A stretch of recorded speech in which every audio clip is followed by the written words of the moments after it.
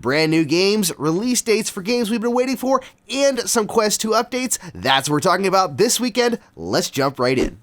First up, let me just start off with some updates coming to the Quest platform, and thank you again to Basti564 for sending these videos over to us to take a look at. The first thing I want to mention is it looks like they're going to be coming out with color shifting or filters for people with color blindness, so you can actually shift the colors inside of the Quest headset to compensate for that issue of any type of color blindness, which is an awesome accessibility feature. Basti564 also sent over some other videos that you're going to see on the screen here, including the settings for intrusion detection, which we already knew about, a portal pass-through allowing you to change the opacity of your portal to look at your physical keyboard inside of VR, the phone notification settings, which we haven't really seen the actual setting system yet, although I don't think anyone actually has the option to turn this on right now, as well as some Infinite Office settings you're seeing right here. I don't know when any of this is coming, whether it's coming in V30 or whatever it is,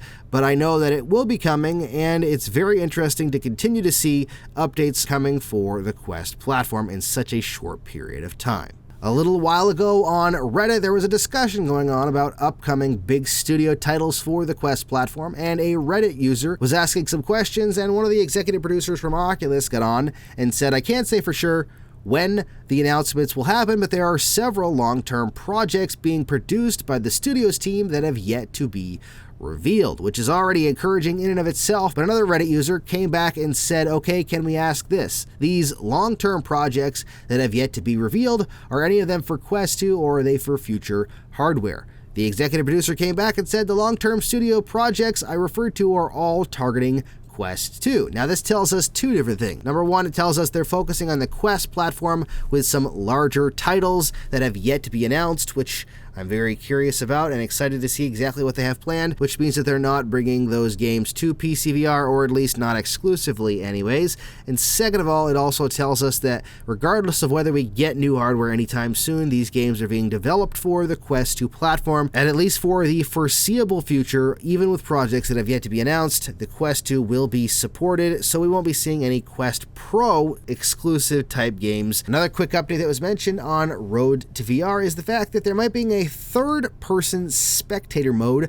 coming to the Quest platform in some capacity. So what does that mean for you? That means that in the app, the iOS or Android app for Oculus, when it's cast to that app, it may be possible for some games to actually show a third-person view of what the person is doing in virtual reality. Sounds weird, and it is, but it could be a fun way to record some footage or even showcase what's going on in the game without them having to see from a first person. It's a lot better to experience the first person of VR. It's just so hard to really show you what that looks like even with a flat video. So maybe having a third person view could be an interesting way to showcase what's going on. Maybe, I'm not really sure, but it could be interesting. We don't know exactly when it's coming or what it's going to entail. We do know that it's going to take more power from the Quest when it's being used, so it may not be able to be used on everything, just games that are ultra optimized or have a good amount of headroom for the third person mode to use. Next up, what you're seeing right here is some screenshots from Green Hell VR. Now, I talked about this a week or two ago, and I showed a trailer, but the trailer was actually PC VR footage. This is actually Quest screenshots, Quest 1 screenshots to be exact. They were taken quite some time ago. They were posted in the Discord for the development team behind Green Hell VR, with a caption that actually said that these were older photos and it actually looks better now than it did back then, which is really encouraging because I think it looks pretty darn good for being on the Quest 1,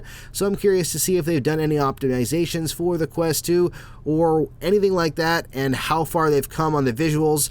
It definitely makes me encouraged because Green Hell VR being the first real true survival game on the Quest platform that we know is coming anytime in the immediate future is going to be absolutely awesome, and I'm really hoping for not just a great visual experience but an awesome mechanics experience as well. This week we've got some amazing news about a game I've been waiting to hear more about for a long time, and that is Space Pirate Arena. Space Pirate Arena is a large-scale game designed to play in a physically large space, giving you the ability to run around inside of VR, physically run around, I should say. It's actually designed for a 10 meter by 10 meter, which is somewhere around 32 feet by 32 feet, space for you to run around in and blast your friends. This will be a multiplayer experience, allowing you to be in what I am considering the ultimate laser tag and running around in an arena as you blast and block blasts. It just looks like a really fun time, and the few people I've showed it to actually are really excited for the game. So it's something I've been waiting for a while, and I can't wait to see how well they've done with it. If you're familiar with Space Pirate Trainer, it's the same team behind that, so you know it's going to be good. Next up here on the screen, you have Yuki, which is a bullet hell roguelike style game from the team that did Pixel Ripped. The visuals look interesting in this game. It looks like it's taking a lot of notes from the anime genres, and it's kind of like where you're playing as a kid and you grab an action figure and you're imagining that you're playing with it in your hand as you fly around or you shoot enemies. That's what this game is. It's going to be a roguelike, which means you're going to play for a while and then you're going to die and you're going to wish you hadn't died, which is frustrating at times. This is looks to be an interesting game with some interesting bosses. It's not everyone's cup of tea, both the visual style and the roguelike aspects, or the bullet hell style aspects actually, to be more precise as well. So not everyone's going to love this game, but I'll try it out as I think it's got some interesting stuff going on in it, and I love the games that have been coming out from the team that did Pixel Ripped already. Well, we're finally getting our first true RTS on the Quest platform, and it's coming extraordinarily soon. In fact, it's coming next week, and that is Eternal Starlight. Now, this is a space RTS, and as a huge fan of RTS games, even though I haven't played them in many years, I'm very much looking forward to jumping in and checking out this game. You'll command your fleet of spaceships to protect your colony by defeating the alien baddies. Now, this game allows you to actually scale up and down the environment, or rather space, so you can get in real close and see what's happening with the battle, or you can push way out and use the wide view to control your fleet. It looks to be very fun, and if you're a fan of RTS games, it's definitely something you should be checking out. We also finally got a release date for Sniper Elite VR, and that release date is not far off at July 8th. Now, that gives us a little over a month to drool over this trailer you're seeing right now. This is a story-based trailer, so I'm actually going to leave a link in the description if you want to check it out. My hope is that this game ends up being better than Medal of Honor, maybe even the Medal of Honor game we were hoping for, because Medal of Honor VR was just disappointing to me. It wasn't that it was absolutely awful, it just was that it wasn't what I was expecting, and it wasn't really just awesome. So I'm hoping that Sniper Elite VR will do some things right. It'll allow us to be able to get some awesome gameplay in a time period that makes one of the best locations for games, in my opinion. So I'm excited to play it. I don't know how it's going to play, but it looks good already, and I really can't wait to see it. Next up, we have Warhammer Age of Sigmar Tempest Fall. Now, this game is being developed by Carbon Studios, and this is some new gameplay you're seeing here. Obviously, this is probably PC VR gameplay, I'm going to guess, due to the way it looks, but the gameplay should be identical as far as the mechanics go. Carbon Studios is the studio behind the Wizards games, so if you know anything about those, or you've played those, you know what type of work that Carbon Studios does. I am looking forward to this game. It's the second Warhammer game actually coming to Quest. The first one was Battle Sister, and this one is Age of Sigmar Tempest Fall. It's an interesting IP as there's so many different stories to tell. This game kind of departs away from what the studio has done in the past in some ways, as they did mostly magic-based stuff, while this is going to be a lot of melee, it looks like, along with some supernatural magic stuff as well.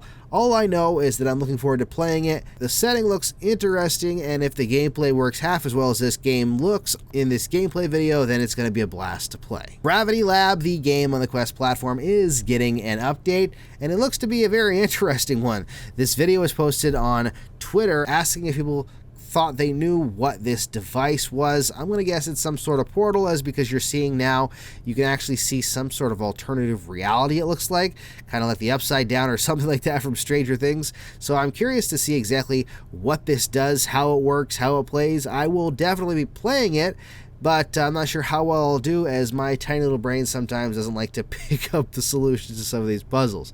Either way, I'm curious to see how it's turned out, whatever this new mode is in this update coming to Gravity Lab. There you go. Those are the updates for the Quest platform this weekend. What are your thoughts? Let me know down in the comments if there's any of these games you're really looking forward to, or maybe one of the updates. Maybe you have a color blindness and it's going to help you to be able to adjust the colors inside of the Quest headset. Let me know down below what you think this weekend. Have a wonderful weekend. Thank you so much for watching. If you want to get the most out of your Quest and your Quest 2, don't forget to hit that subscribe button down there and the bell icon for notifications. And you can check out even more of my videos right there. Again, thank you so much. Have a wonderful weekend and happy questing.